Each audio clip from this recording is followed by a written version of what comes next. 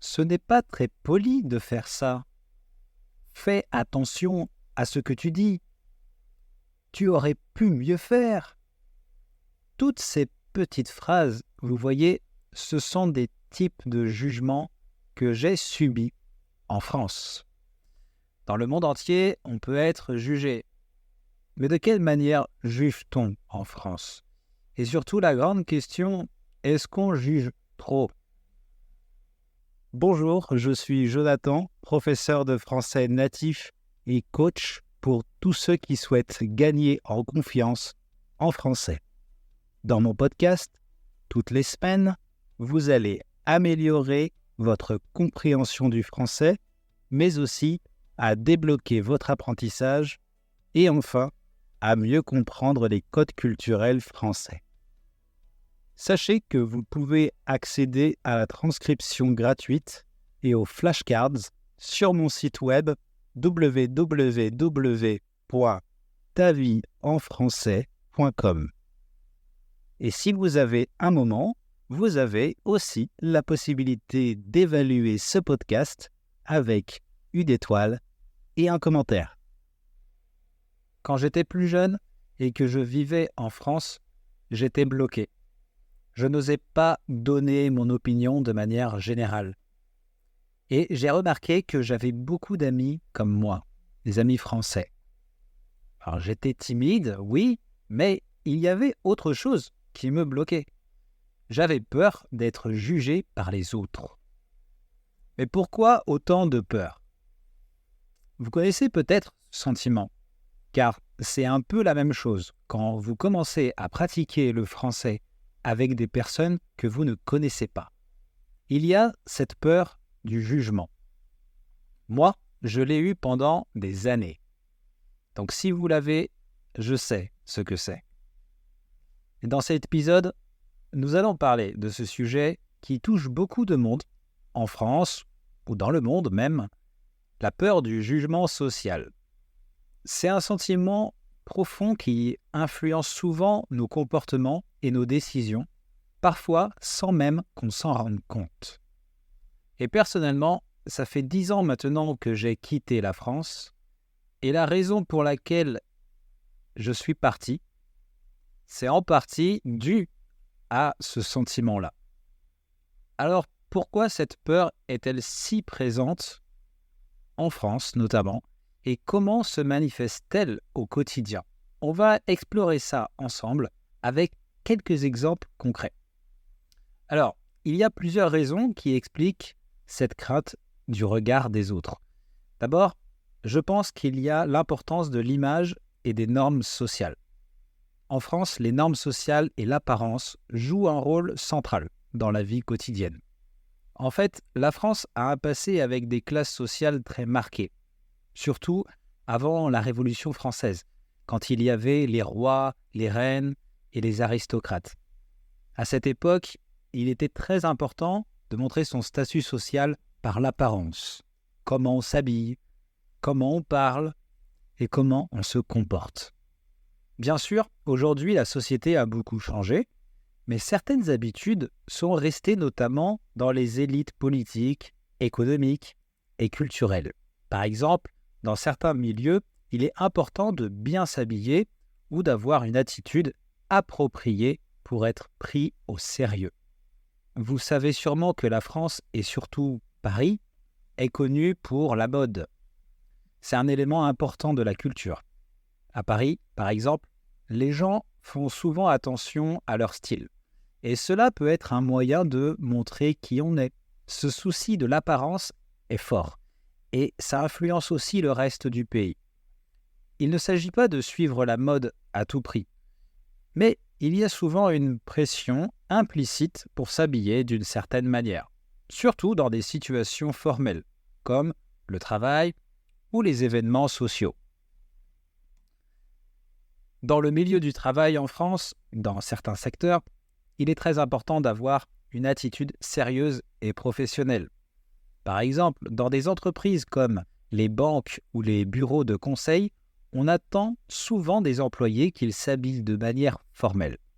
Ça signifie porter un costume, même parfois mettre la cravate. de manière obligatoire, ou une tenue élégante, surtout si on doit rencontrer des clients. Au travail, en France, la pression peut être assez forte. On doit penser au code vestimentaire. Comment je vais m'habiller? À bien parler aussi, et de manière adaptée, mais aussi à la ponctualité. Il est souvent mal vu de partir trop tôt du bureau, même si vous avez terminé votre travail. Beaucoup de gens restent plus longtemps pour montrer qu'ils sont dévoués, même si ce n'est pas toujours nécessaire. Ça fait partie des normes sociales liées à l'image professionnelle. Et puis, le langage doit être soigné et professionnel aussi.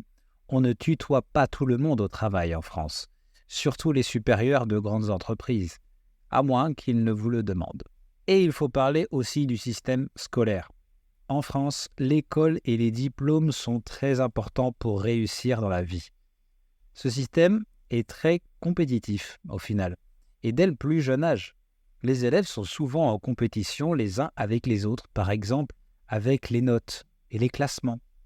Cette méthode est souvent associée à une rigueur académique, une bonne transmission des connaissances et une valorisation de la discipline et de l'effort. Mais aussi, ça peut créer du stress chez les élèves et favoriser la compétition plutôt que l'entraide. Et surtout pendant les exposés ou les examens oraux, on attend des étudiants qu'ils parlent bien, qu'ils s'expriment bien et qu'ils choisissent les bons mots. En France, le langage est non seulement un moyen de transmettre une pensée, mais il reflète aussi le niveau de rigueur et de sérieux du candidat. Cette pression du bien parler se voit aussi à la télévision, à la radio. Les personnalités publiques, les journalistes, subissent une pression pour utiliser une langue correcte. Ce n'est pas nécessairement formel, mais c'est surtout adapté à l'audience. Mais les erreurs de langage, de grammaire ou de prononciation sont souvent relevées et critiquées par les autres sur le plateau de télévision ou même par l'audience par la suite, qui peuvent relayer ça sur les réseaux sociaux. Une fois sur un plateau de télévision, l'ancienne ministre de la Justice, Rachida Dati, lors d'une interview en 2009, a dit « Je ne suis pas une femme de ménage ». Et cette phrase est devenue célèbre, non seulement parce qu'elle a été perçue comme condescendante, mais aussi parce qu'elle a suscité une vive controverse sur la manière dont les femmes politiques parlent de leur rôle et de leur statut. De nombreux internautes ont critiqué son propos, le considérant comme une façon de dévaloriser un métier souvent considéré comme humble mais essentiel. Alors l'incident a été diffusé sur les réseaux sociaux où les gens ont partagé des mèmes ou des commentaires attirant l'attention sur les inégalités sociales et de genre. Pour moi, cet exemple, ça reflète en partie une exigence de clarté et de neutralité dans le discours médiatique. On voit que les mots ont leur importance, et je crois en France particulièrement. Bref, il est courant dans certains milieux de sentir une pression à bien parler, c'est-à-dire à utiliser un français académique. L'usage d'un langage jugé trop familier parfois peut rapidement être perçu comme un signe de moindre éducation ou de manque de sophistication, et donc provoquer des incompréhensions et des malentendus. Et que ce soit au travail, mais aussi dans la vie quotidienne. Moi, j'ai dû m'adapter à mon environnement au fil du temps. Vous voyez, j'ai grandi avec mes parents qui étaient des fils d'ouvriers, et puis je suis né à Versailles. Et j'ai connu donc des personnes qui ont grandi dans un environnement plus bourgeois. Alors, quand on me posait des questions sur mon travail, mes études ou ma famille, je ne savais pas exactement comment ça allait être perçu. C'est ça qui me faisait peur, de ne pas pouvoir plaire aux autres.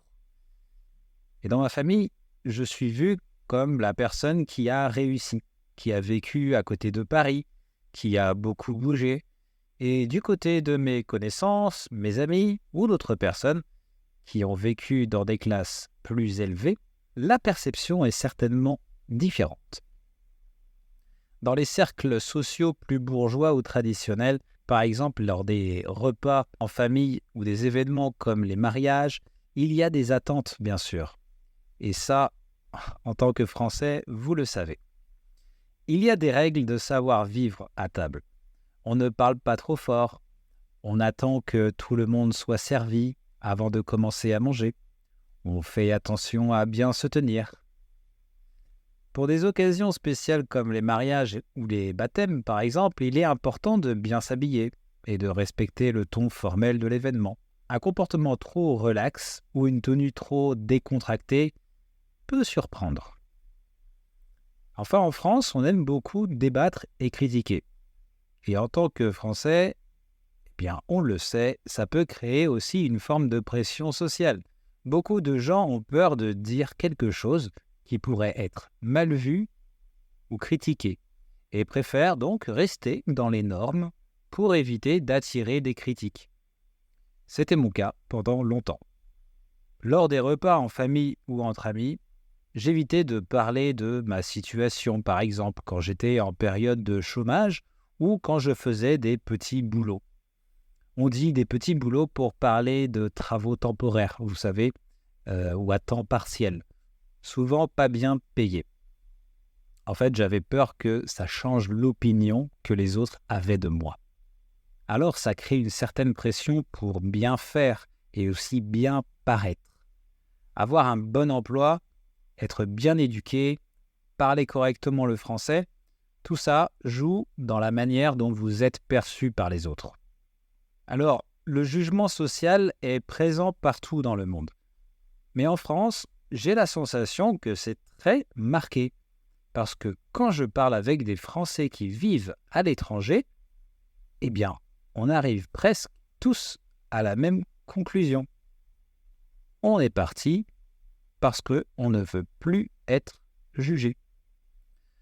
Peut-être vous l'avez vécu autant que moi, peut-être ça vous empêche d'avancer dans votre intégration en France, je ne sais pas.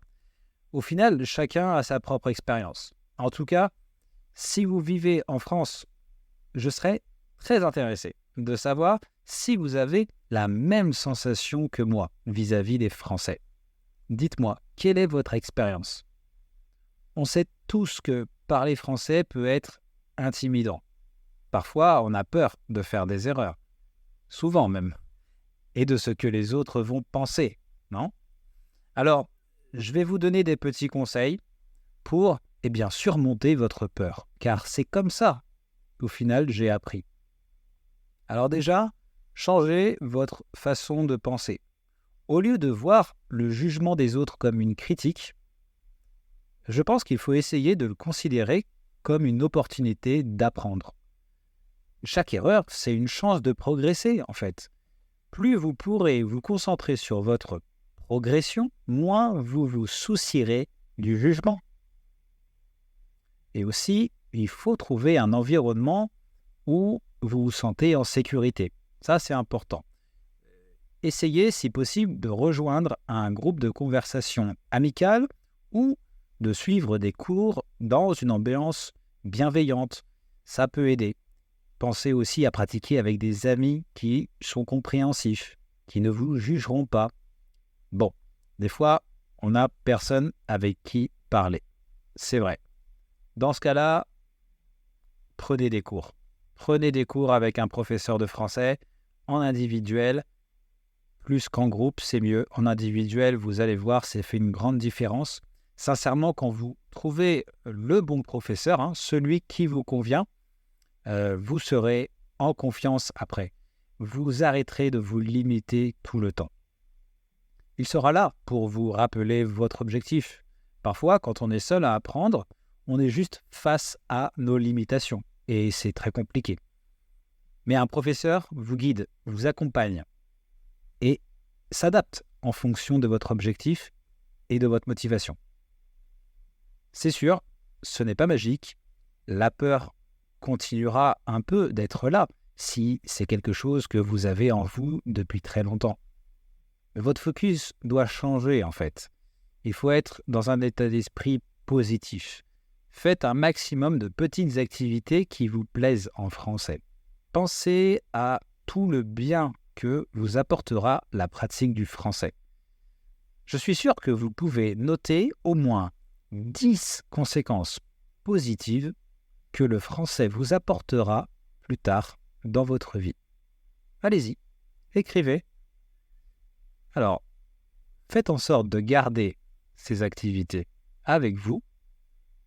Ces petites notes, vous les gardez pour vous rappeler que chaque petit pas compte. Voilà, cet épisode, je l'ai fait pour vous transmettre quelque chose d'important. Comme dans tout pays, le sentiment de peur de la réaction des autres existe partout, bien sûr. Ça va dépendre de chacun. Mais mon message ici est que si c'est ce qu'il vous arrive en ce moment, eh bien ne vous découragez pas. Il faut passer par là parfois. Ça vous aide à grandir. Parce que apprendre une langue, c'est aussi faire face à la culture, les coutumes et les comportements des personnes qui vous entourent.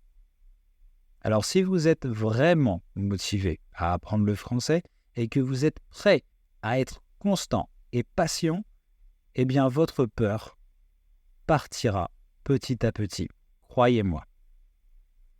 Voilà, j'espère que vous avez appris des choses et que surtout, ça vous a été utile. Sinon, comme vous le savez, vous êtes toujours la bienvenue pour essayer un cours avec moi et qui sait, peut-être que vous n'aurez plus peur après.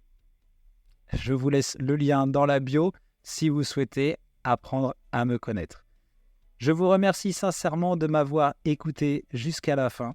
Et comme d'habitude, pour terminer, n'oubliez pas, l'action est la meilleure thérapie contre vos peurs. À la semaine prochaine, les amis. Ciao.